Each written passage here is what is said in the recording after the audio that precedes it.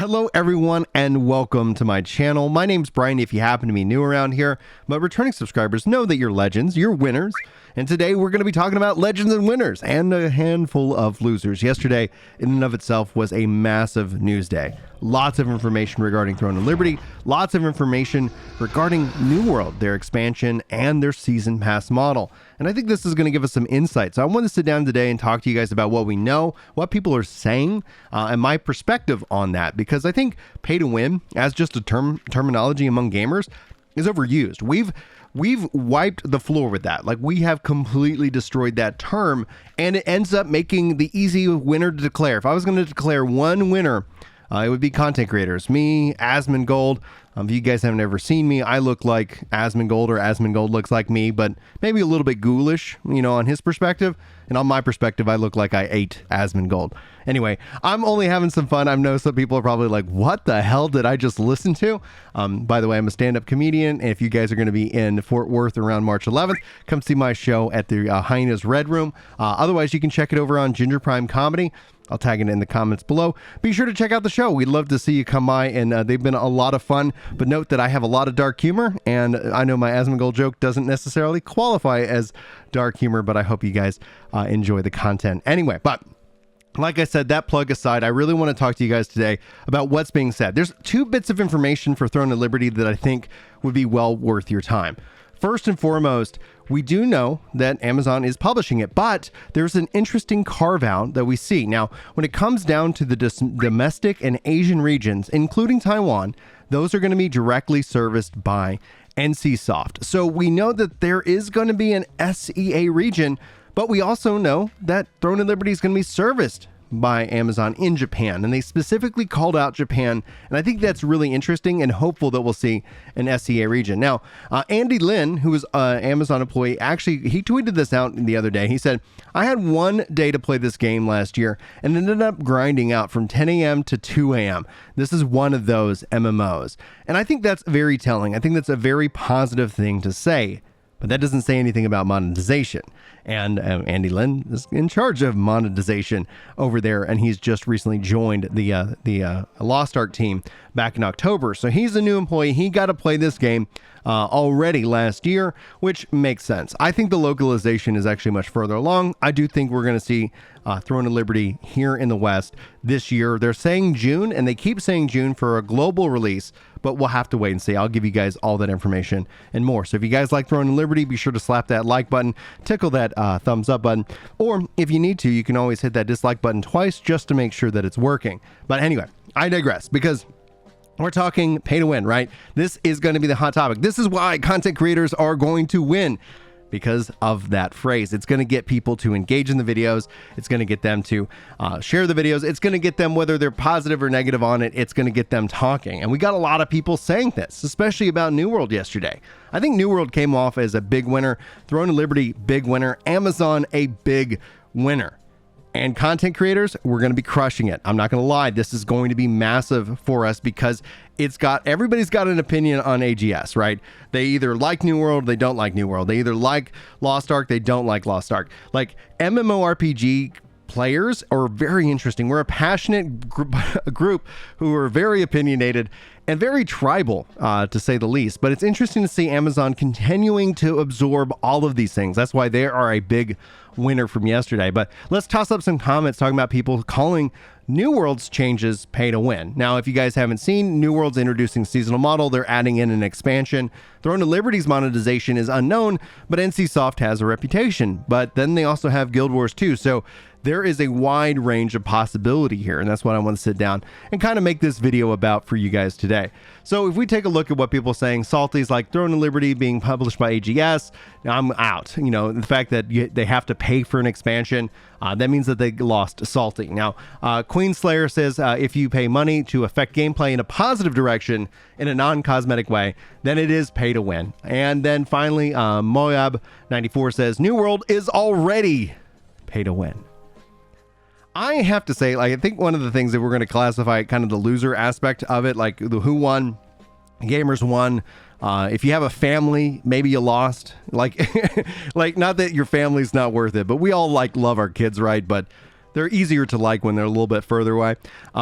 Anyway, there's a joke that gets really wrong after that. I'm going to save that for the stage because I don't think the internet's ready for it. But anyway, beyond that aspect though, like if you have any sense of free time, congratulations. If you are somebody who has limited free time, there's going to be a lot of choice. There's going to be a lot of things to play and to experience. And I think essentially you're going to feel under the gun with it. But are these games pay to win? Well, that's where it gets gray, isn't it? That's where it gets weird.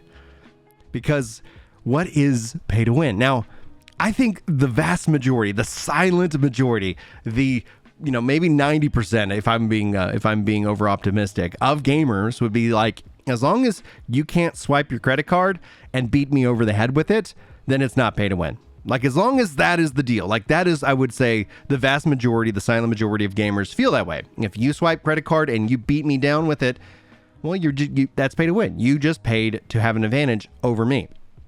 But the idea that if you have money and you affect gameplay in a positive direction and non-cosmetic, then it's pay to win. Well, I mean, that would almost qualify all video games on the planet as pay to win. If you start to think about it, you bought the game or you bought the expansion. Like, if you have spent money and have an effect on it in a positive way, your subscription is you're spending money and having a positive impact because you can play the game. Like, you could follow that trail down the rabbit hole to the point where, most people would be like, well, Brian, that doesn't really qualify. And I consent. Like, yeah, I don't think that qualifies at all, right? But that's the aspect of gamers. And so the loser category in my mind are people who overuse the pay to win phrase. The loser category in my mind is entitled gamers in this respect. Like, I love gamers, but I have to say, like, I've seen Josh's video talking about the death of gaming all around. I don't think monetization is the thing that kills games. I grew up when I went to the arcade, and that whole device took way kinds of money from me. I spend less money on games today than I did as a kid, interestingly enough. Somebody with a job who has free to spend money. What a concept. I was addicted to the games as a kid, I'm not gonna lie. All right. How do I think that? Like, why do I think this entitled? I think the entitled gamer aspect, especially when played out online, sends a fake narrative. And when it comes down to what I do in terms of content creation, sharing guides, news, opinions, and trying to educate people on the aspect, people say you're too soft on devs. I get it. Like, I am biased towards developers. I am a developer. I work in this industry. I have worked and touched on some gaming stuff, but not as much as like the Amazon guys. And one day, maybe I will finally release a game out into the world. I dabble into that as much free time as I have. There's a passion there. That's what made me go into development in the first place. I know the hard work that these people put in. I've hired a lot of people out of Gearbox and out of these industries because they are like brutalized by these corporations, right? And I'm not sitting here going to defend the corporation. I'm going to defend the hardworking developer who got into this because they have a passion for it. That is what's important to me, because they put in, video games are a miracle by my estimation. The amount of work that these people put in, I do think they get taken advantage of, by the bigger companies seeking to be a profit. But that's where you have to have that passion. And I feel like Amazon, it could always go south. But I feel like Amazon is actually doing the right things for gamers. I think the fact that they're introducing a season pass for New World is a good thing, because the people who are enjoying the game now have a better way of supporting it beyond just the cosmetics and emotes that they have in there. It was always going to evolve. They were always very clear about that. But that's where I think the losers are us as gamers when it comes down to content consumption, because the incentive for people to make clickbaity, headline-driven, emotionally targeted content is that's what the game is. If you want to be a full-time content creator, you got to talk about all the trends. You got to talk about every hot button issue topic. And as long as you can align with the vast majority of the internet commenting opinion, you do start to feel like you're left out as just a regular gamer, going like, I'm not seeing any issue. What's the problem here? The problem is that the internet and social media aren't built for those kind of conversations. They're not built for rational thought. Rational thought happens on one-on-one. The internet's about fighting, and that's the incentive, and that's the brokenness that is a part of our humanity.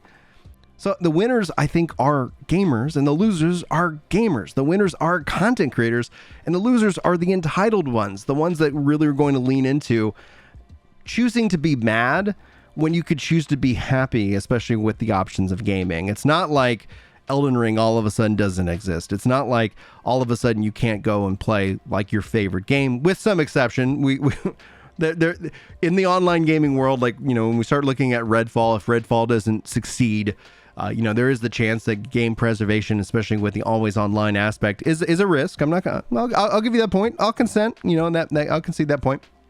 But I just kind of wanted to sit down today because legitimately seeing so many people like. And here's the thing, and I know I rub gamers the wrong way because in my perspective, I tell gamers the truth. Like, I'm not joking about that. Anybody who's sitting here like, oh, I'm done, or I'm not going to play that game, they're either lying to themselves, or they don't understand what hype will do. They don't understand what marketing will do. Everybody who says they're never coming back to a game, I just reply respectfully, okay, well, if you ever do, let me know. And give them a year, give them 2 years, give them 3 years. They'll be back. Because that's the power of gaming. Because they don't look at gaming in the right way. They don't understand the drug impact that is impacting their brain. And once you start to see those connections, then you start to actually look at what marketing within gaming has the power to do and why these companies spend so much money on it. They spend money on it to keep you in the game. They spend money on it to get you back in the game. They spend money on it to start the game. So the world is pay to win. And if you think that spending some money on a game is a bad thing, well, I mean, we kind of brought this on ourselves. You see the gamers who don't want to spend $70 on games and are mad that Legend of Zelda is $70. You see like this and this and this. It's all bullshit at the end of the day. It is. And it frustrates me. And that's where it's like I lose in some respect, because here I am semi-ranting, semi-joking, sharing these thoughts that I have. And I see them in the comments. And it's like, well, these are just the people who are taking time to comment. They're not the people who actually vote with their wallets. Now, if these games do become pay to win, I'll be sure to share that with you. But that also benefits me, and that's why the biggest winner in all of this is me. Is Asmongold, is content creators. It's Josh gets to make these videos that plague on our emotions and get us to engage in a cycle. And that's what it is. It's a cycle. It's a pattern. And once you see the pattern, then it ends up becoming very, very clear, and you can start to, I guess, protect yourself and protect your emotional investment in these video games, in these companies, because at the end of the day, it should be just about having fun. We should just be having some fun and literally just kind of living our lives. But it is what it is. Anyway, it is what it is. Hopefully you guys enjoyed this video. Hopefully you enjoyed this conversation. I'm looking forward to your comments, honestly. Like, I've said a lot of crazy shit in this video, and it's going to be wild to see what you guys ultimately take away from it. Thank you guys. If you made it here to the end of the video, be sure to sound off with the Lucky 13, something 13-minute club. Or something of that nature. I hope you guys have a wonderful, fantastic day. Don't let the algorithm drive you insane. At the end of the day, you can always choose to better yourself, better your day, better your outlook. But sometimes you got to pull away from that dopamine hit, and it can be a little bit uncomfortable right at the start. But take a break from social media if you're getting frustrated, and that's the best advice I got for you. Thank you guys so much for your time. Hopefully you enjoy the rest of your day. Hopefully I'll see you in the next video. But until then, take care.